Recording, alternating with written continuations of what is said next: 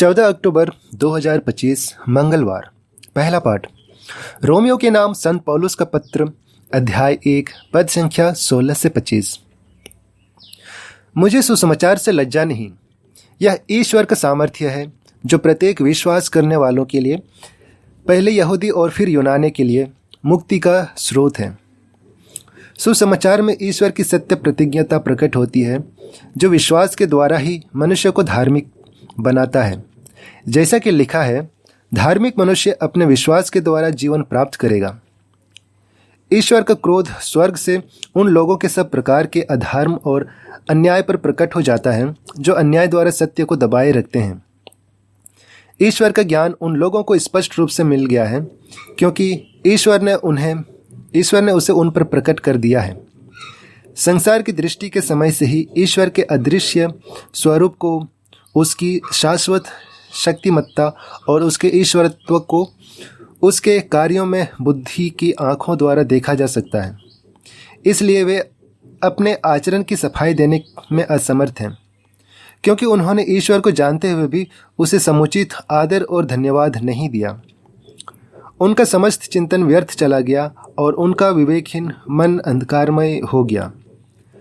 वे अपने को बुद्धिमान समझते हैं किंतु वे मूर्ख बन गए हैं।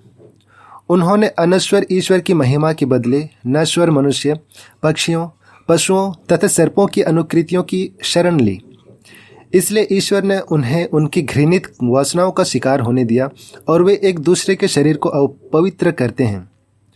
उन्होंने ईश्वर के सत्य के स्थान पर झूठ को अपनाया और श्रेष्ठ वस्तुओं की उपासना और आराधना की, किंतु उस सृष्टिकर्ता की नहीं जो युग युगों तक धन्य है। आमीन। यह प्रभु की वाणी है। ईश्वर को धन्यवाद। भजन। अनुवाक्य। आकाश ईश्वर की महिमा बखानता है।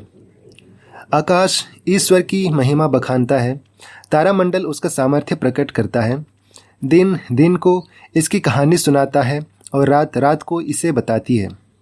अनुवाक्य। आकाश ईश्वर की महिमा बखानता है। ना तो कोई वाणी सुनाई देती है, ना कोई शब्द और ना कोई स्वर, फिर भी इसकी गूंज संसार भर में फैल जाती है और पृथ्वी के सीमांतों तक इसकी ध्वनि। अनुवाक्य। आकाश ईश्वर की महिमा बखानता है। जय घोष। हालेलुया। ईश्वर का वचन जीवंत और सशक्त है। वह हमारी आत्मा के अंतरतम तक पहुंच जाता है। हालेलुया। संत लूकास के अनुसार आज का पवित्र सुसमाचार, अध्याय 11, पद संख्या 37 से 41। यीशु के उपदेश के बाद किसी फरीसी ने उनसे यह निवेदन किया कि आप मेरे यहाँ भोजन करें, और वह उसके यहाँ जाकर भोजन करने बैठ गए। फरीसी को यह देखकर आश्चर्य हुआ कि उन्होंने भोजन से पहले हाथ नहीं धोए।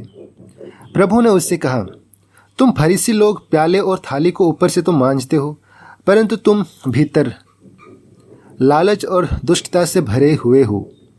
मूर्खे, जिसने बाहर बनाया, क्या उसी ने अंदर नहीं बनाया? जो अंदर है उसमें से दान कर दो और देखो, सब कुछ तुम्हारे लिए शुद्ध हो जाएगा। यह हमारे प्रभु यीशु ख्रिस्त का सुसमाचार है। हे ख्रिस्त, तेरी स्तुति हो।